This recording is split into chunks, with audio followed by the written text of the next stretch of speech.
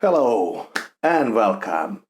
Okay, so last time I did some breadboarding version of I breadboarded Tube Screamer in one of the previous posts. Uh, I went then and checked out what is a Tube Screamer. So, it was techno-philosophical matter. What how Tube Screamer shapes the sound, and I think it was interesting to see, what matters and what doesn't matter in that circuit.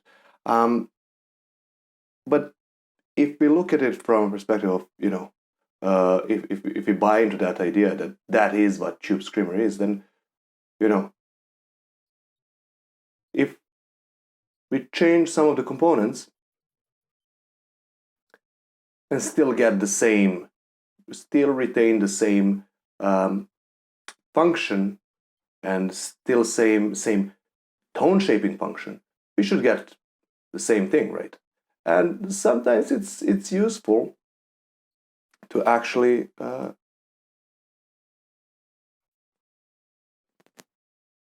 use some other components. Maybe we don't have certain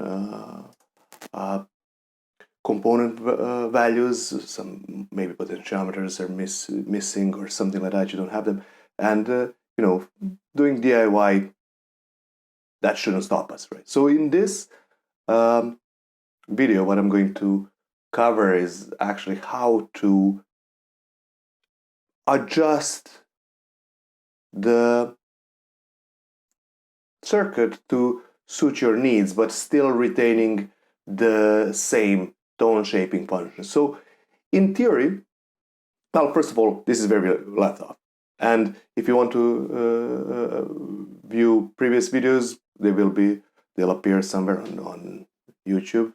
I'll make sure of that. And but as always, in description you have a link to the page and with all where all the schematics and everything else is. So make sure to check that out. So this is where we left off last time. So we kind of said this is the minimal version of Tube Screamer that we can work on.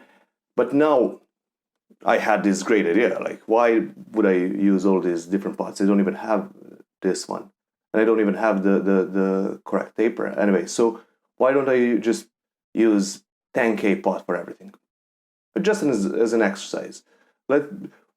Would I be able to scale all of these components, to do something with them, to retain the same sound of Tube Screamer that Tube Screamer gives me? So if I'm able to do that, great. And it's still a Tube Screamer. We can argue about that, but nobody gives a crap if as long as it sounds the same, right? So let's see what we can do. Okay, if I focus on this clipping section, for example, and if I say this is the original Tube Screamer, so it has this pot of 500K audio pot, doesn't really matter. But if I want to retain the sound but keep this kind of a scale this 10K, what do I need to do? So in theory, to retain the filter cutoff frequency, if I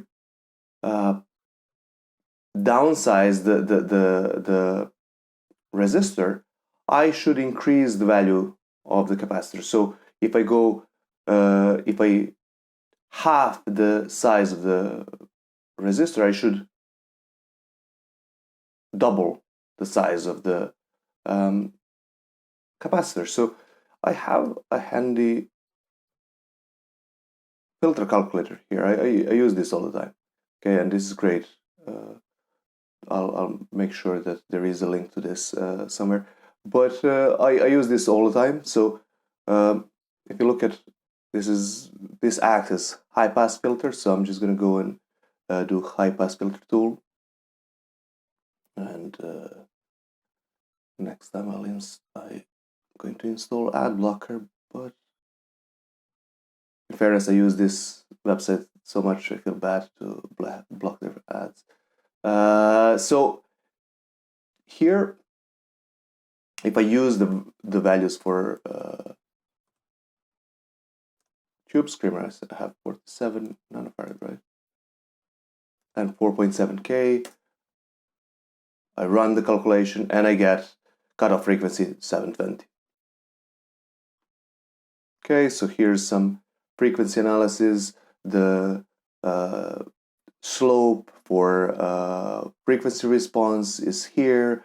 Okay, so it gives me that information. So if I want to keep this, retain this cutoff frequency, so what do I actually want to do? So if I, first of all, gain depends on this potentiometer, and actually the ratio between this potentiometer value and this resistor. So if I go and I look at it, if I want to use 10K potentiometer here, I need, this is like 10 times lower, or is it 50 times lower resistance value.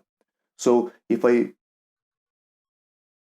get this 50 times scale it down, okay, what do I get? I actually get about 100 ohms, right? 4.7K, if I divide that by 10, that's 470, and I divide that by 5, roughly 100. I don't have 90 something, whatever, resistors that I would get. So if I put in here 100 ohm, this is to retain the gain, because gain has to be about 41 dB. That's, I don't know, what is that?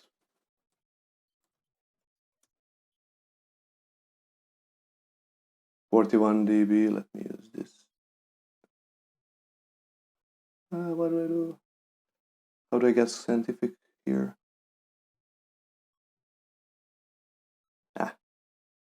We're doing science here. So if I do like 41 dB, I divide this by 20 and I go 10. So I need to be 112 times. I mean, we knew this. 10K over 100 is, you know, 100. But we need to keep in mind that we have this one here as well, this resistor here. Doesn't really matter. So that's how I get 100. So I said I need to,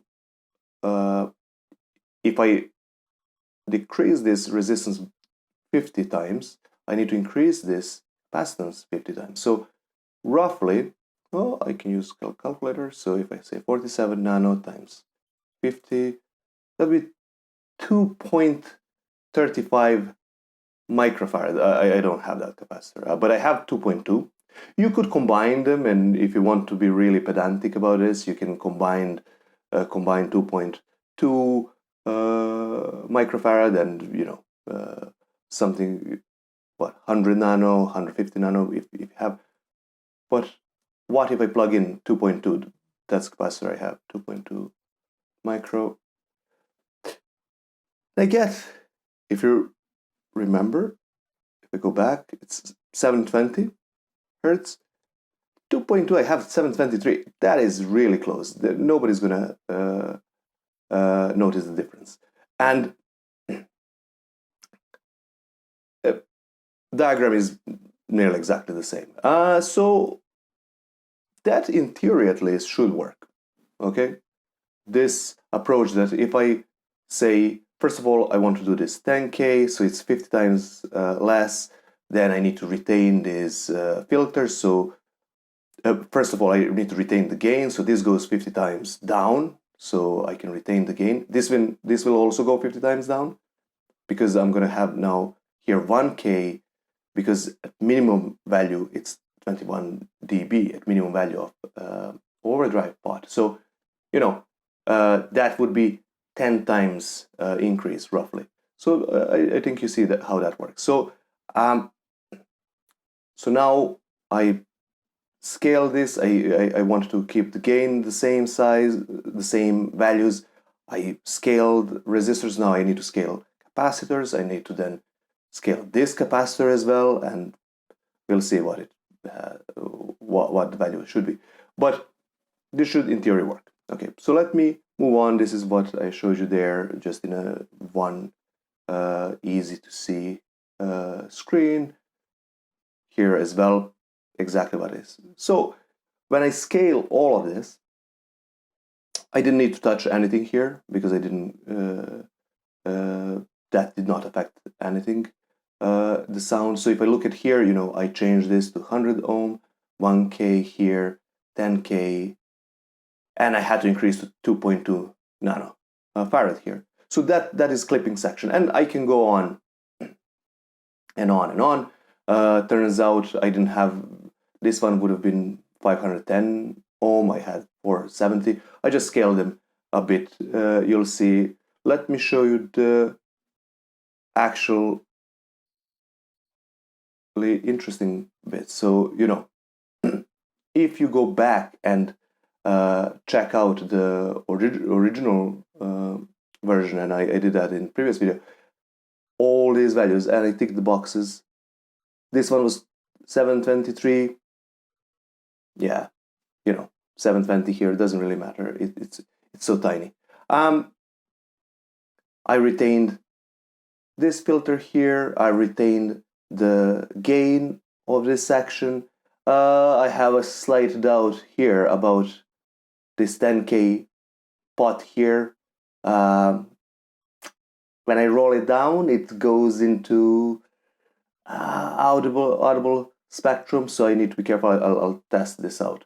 But I use also linear potentiometer here, so I mean it's a bit debatable what to use here, whether I should use audio or linear. But for example, similar pedals like SD1, Boss SD1, and MXR's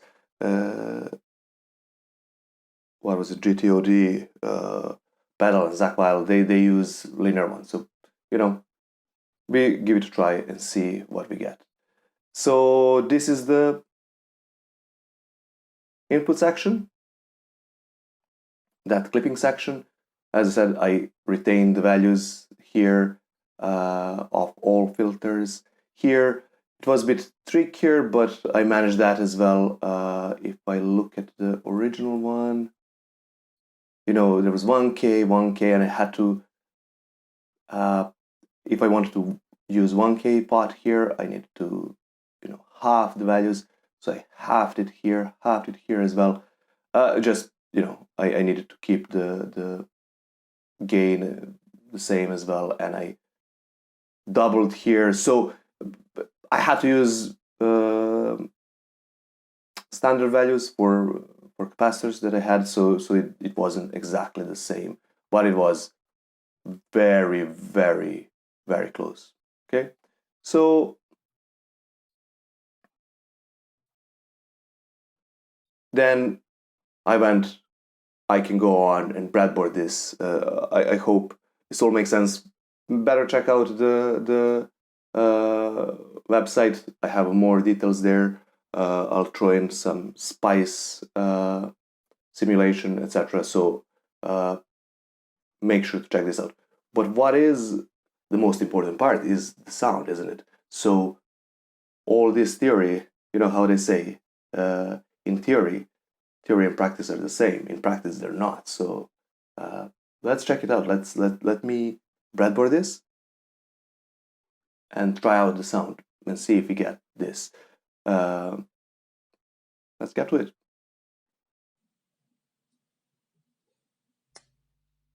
Okay, here it is. That was quick. Now let's hear how it sounds.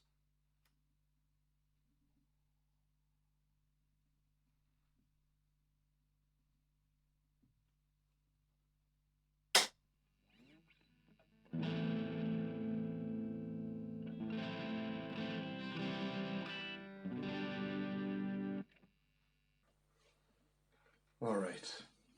All right. So last time, this is my second take. Keen eye would notice that I actually got this wire wrong, so I fixed that. That previous version did not sound quite right, so it took me 10 minutes to figure that out. But I had to go back and check the schematic. So let's give it a try. Uh, I rewired here. I rewired here this switch, so I can bypass my effect. So let's hear how it sounds this time around. Okay.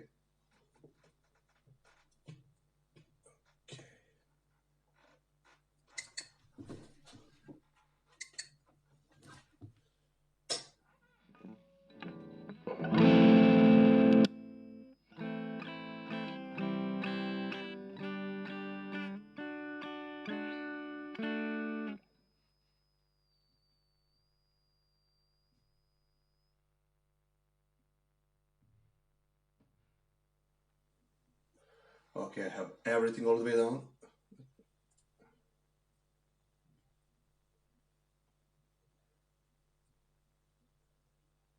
Okay, I don't need level all the way down. That won't work.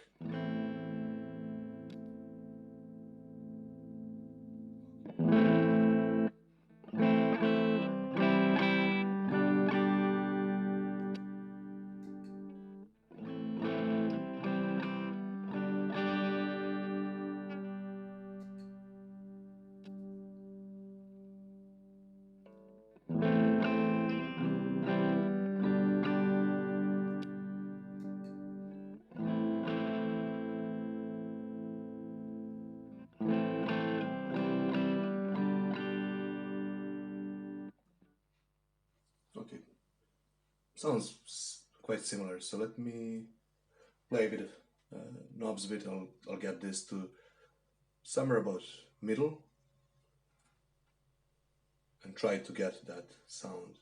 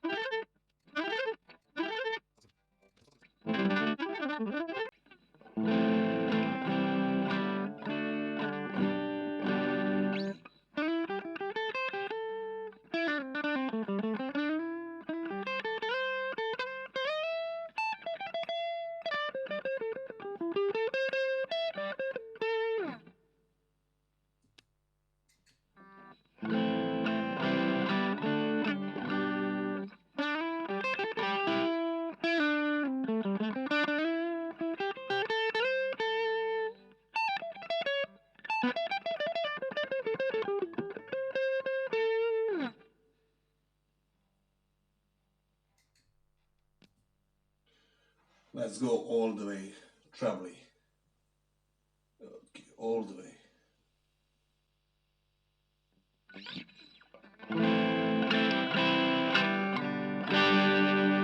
So harsh.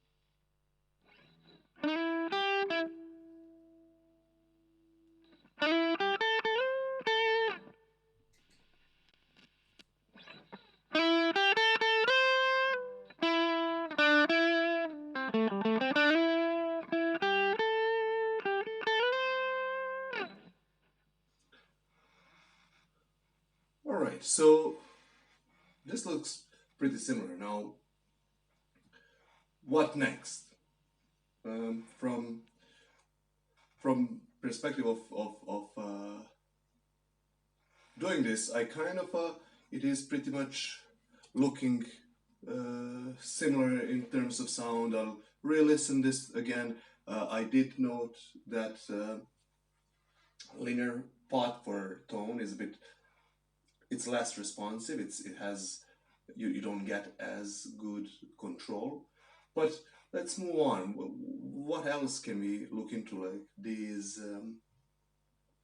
tube screamer like circuits? So what we can have a look at is Boss Super Overdrive SD1, which is pretty similar circuit, or nearly exactly the same topology. Some values are different, so we'll go through that. I have Zach Wild here.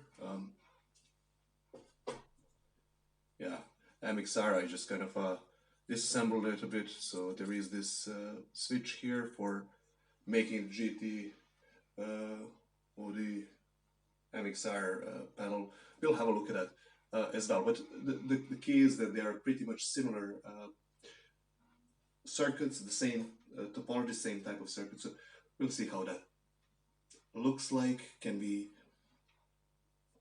hear any difference between them? I'm sure we can, and I'll leave that for the next video. Until then.